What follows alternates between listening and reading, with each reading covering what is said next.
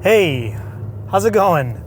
Extra crew cut, extra credit this week because I've got something I'm thinking about. Just kind of, I don't know. I felt like I want to share it with you, and I know you don't always jump into the comments, but if I would love to hear your thoughts on this. Also, hopefully the audio is better than normal because I'm using the DJI mic to record the audio separately. Okay, so I do skits, and it's very regular that a lot of the times my skits are inspired or even just kind of straight copies of other skits. And like I'll take something that exists in some niche and I'll just repurpose it, the same framework for the mountain biking niche. And obviously, I don't know, is that plagiarism? I don't know. But I often get these comments where it's like, oh, you're just copying so-and-so. Or there's this kind of claim of like, I saw the original and this is not the original.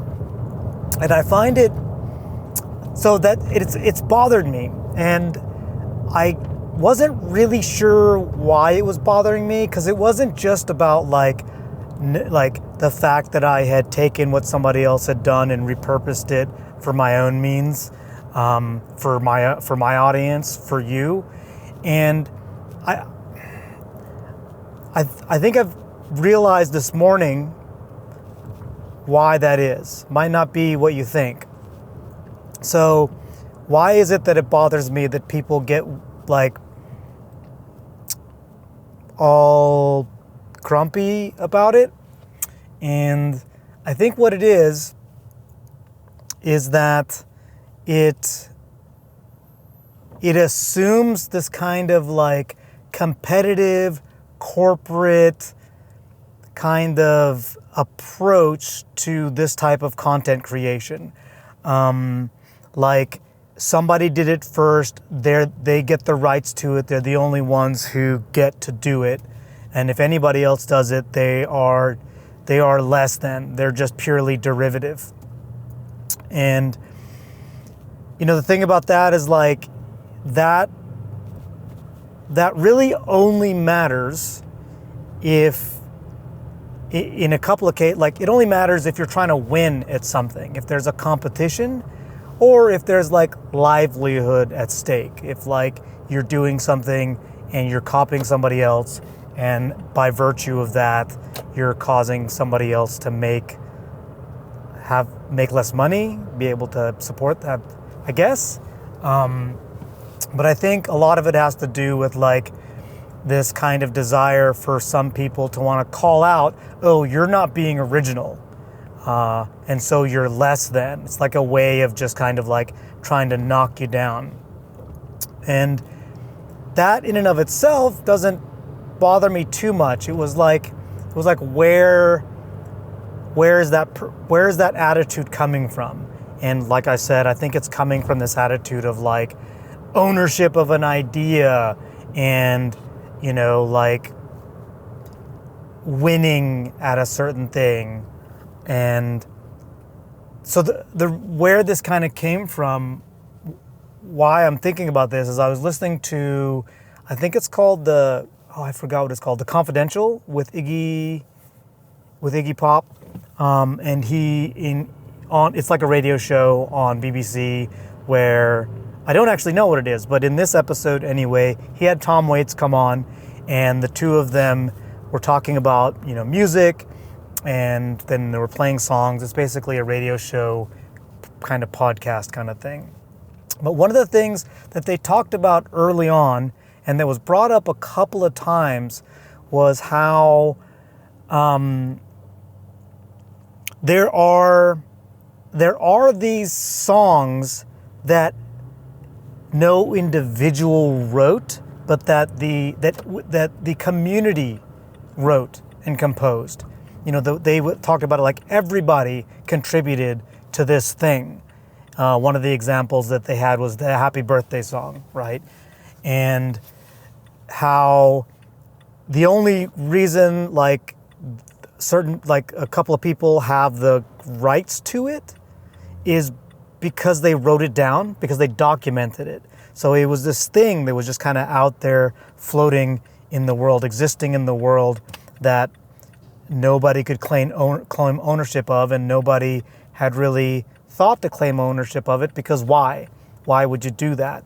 But then when you have something like the music industry, whose goal is not necessarily primarily to create new music, but rather to profit off the creation of musicians and composers and artists, right? Then that matters. Like, who owns it matters. And obviously nothing against people like owning rights to their music and making a living as an artist. Because I know, like, I'm not trying to be like totally reductive about any of this.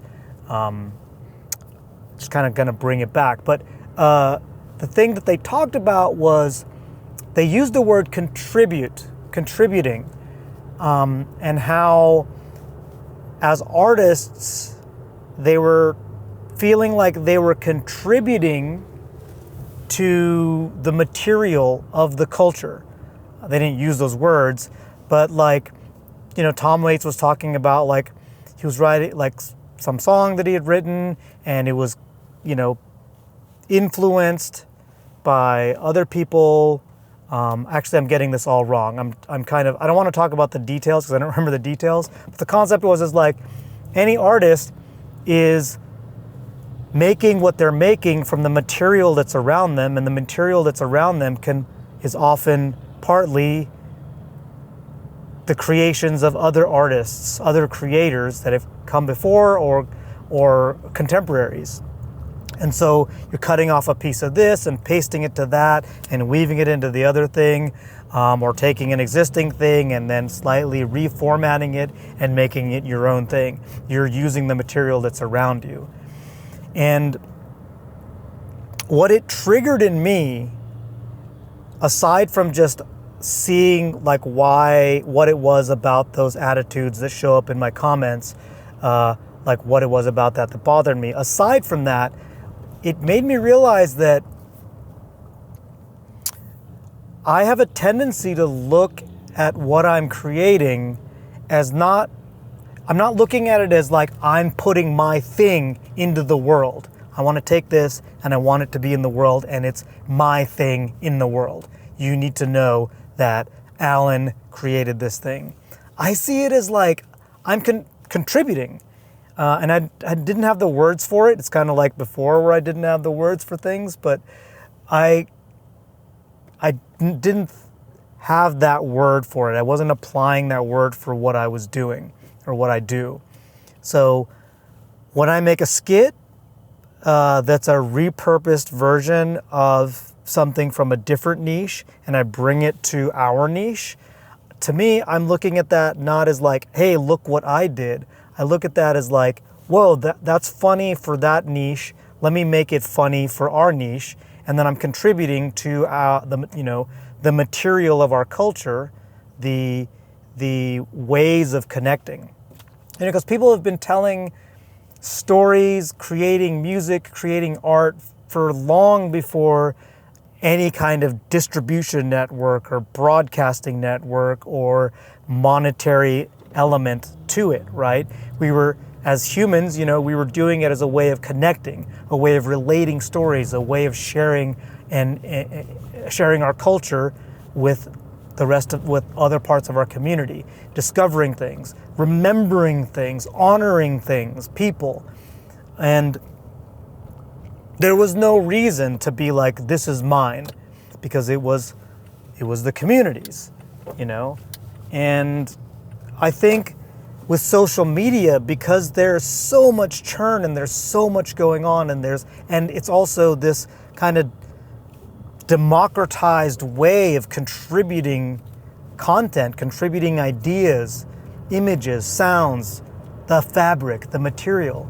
It is folk in a way. It's like folk music in that regard, or folk art. It's like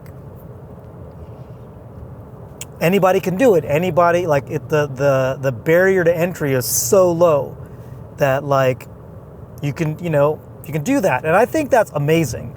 And I think it's rad that the social media platforms, allow, like, they don't just allow you to do it, they enable you to do it. They make the sounds, they make it so you can do stitches with other people's content and all that stuff. I think that's really great. And I have to put aside the livelihood through ownership. Maybe that's kind of what it is too, right? I love realizing these things in front of you live. I hope you appreciate it too, but livelihood through ownership, it's like having an asset. It's like having intellectual wealth, cultural wealth, I guess, maybe. It's like, I did this thing, I own it, and so for perpetuity, I should be able to profit from it. And while that sounds nice, a bunch of mailbox money coming in, I feel like it's the same thing that's going to kill it. It's the same thing that's going to kill a person's creative output and kind of like calcify it in such a way that like it becomes irrelevant to the culture really quickly, or the creator does in that way. I can't really put that together, why I feel that way or how I've connected that, but yeah. Because if I'm trying, like, there is no like totally original. Like, how are you going to make something? How are you going to claim to make something that's totally original and that is like the first of its kind, right?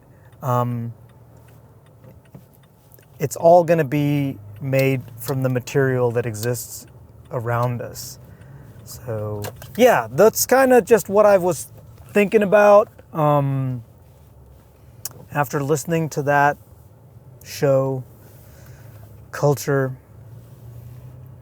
Yeah, let me know what you think of that. Let me know, like, in your head, like, where does it overlap, or where does it run up against things like, copyright infringement, I mean, I have definitely made copyright claims on YouTube. In those cases, they were actually literally taking my videos and then re-uploading them on their own account. And I was like, yeah, that's not cool. It'd be one thing if they were like taking a video that I had done and basing it on that. But they didn't. It's interesting. This is a kind of like kind of an overlap.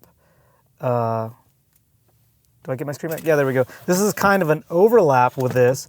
I don't know if you've seen it, but there's a creator out there. I think he's called Top to Bottom MTB or something like that. And he did a couple of things where he took a video. He took a Paul the Punter video, and he actually just like beat for beat reproduced this video. And I found it a little bit weird because it wasn't like he took the concept. It wasn't like he was like, it was a video where Paul the Punter had a buddy who didn't like to climb, and he got him on an e-bike, and the guy had a really good time. And it was kind of a way of selling e-bikes, or the idea of e-bikes, back when everybody was still hating on e-bikes. And it'd be one thing if somebody were like, hey, I'm gonna take the same concept. I'm gonna like find a butt. Had the time limiter on, so the camera shut off. I must have hit 15 minutes. I need to turn that off. But yeah, if somebody had taken the general outline and done that would have been one thing. But this video was like beat for beat. Like sometimes some parts of the script were word for word.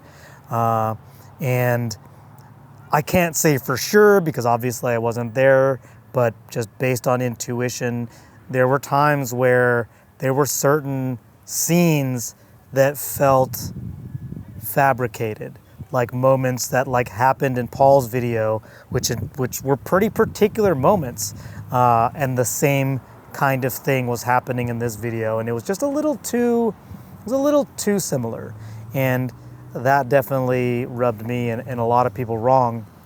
But yeah, so that to me, like, that's kind of like on the other end of that spectrum. So yeah, but I can't really judge it because, like, I'm sure you saw the like squeaky guy video where like I think it's my bike that's squeaky, but it's actually just me. That was taken straight from another guy who had done that, and he's like a moto dude, and the same framework, the same basic thing, and I guess it was pretty beat for beat. So I'm like guilty of that. But yeah, why is it different in my head? Am I just justifying it?